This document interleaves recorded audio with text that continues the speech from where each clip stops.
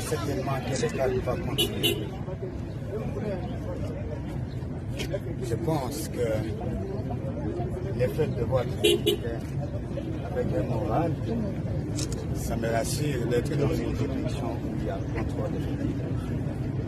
Je rassure aussi toute la population parce que moi je viens participer avec toute l'équipe des forces armées ici, avec une voiture dans cette province, participer à la défense de la République à travers les frontières de cette justice. Et donc, je voudrais que tout le monde me comprenne une fois pour toutes. La mission de la défense, c'est de défendre la patrie.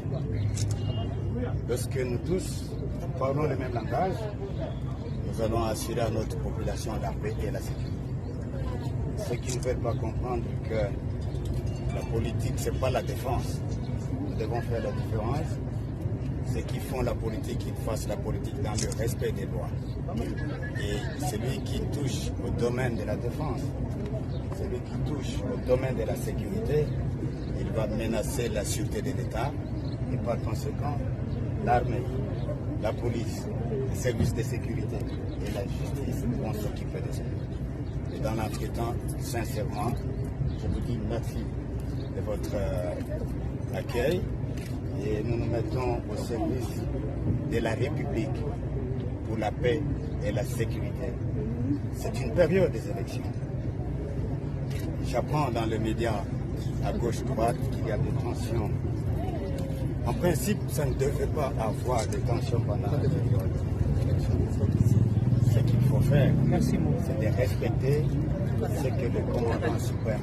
Au nom du gouvernement de la République, le projet de loi portant autorisation de la prorogation de l'état de siège sur une partie du territoire national. Pour rappel, la République démocratique du Congo est, depuis plus de 2 décennies, en proie à des atrocités provoquées par des groupes armés, tant nationaux qu'étrangers, entraînant entre autres des morts, des viols et des déplacements massifs des populations, principalement dans les provinces de l'Ituri et du Nord Kivu.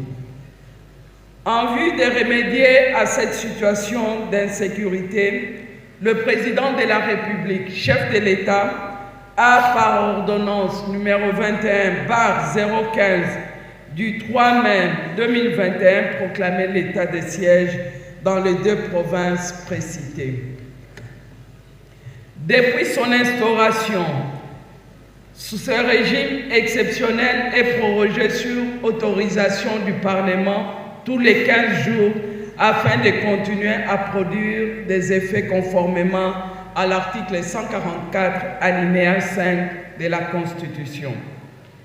À ce jour, la paix recherchée n'est pas totalement rétablie à cause de la persistance de certains groupes armés tels que les ADF, MTM, le Zaïre, le Codeco et les terroristes M23/RDF dont l'activisme est encore remarquable.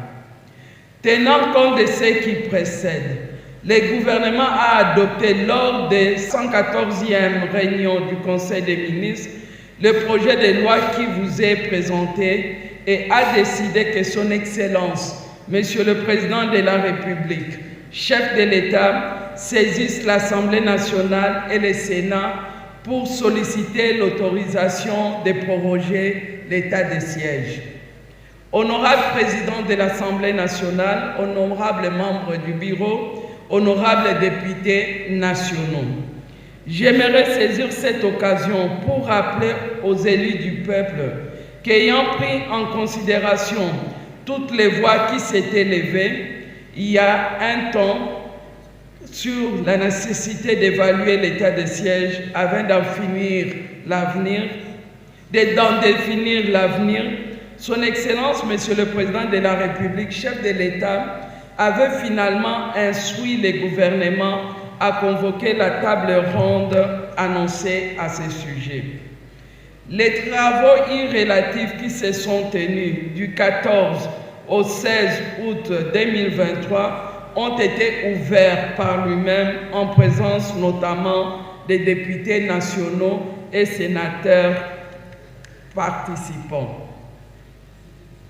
Comme l'a dit l'honorable président tout à l'heure, dès lors, en attendant la réaction de la haute autorité aux propositions sur l'avenir de l'état de siège découlant des dits travaux et pour permettre à nos forces de défense et de sécurité de poursuivre les opérations militaires qu'elles mènent face à la sale besogne de la coalition M23/RDF, il importe que votre auguste chambre accède à la demande de prorogation lui adressée par le gouvernement.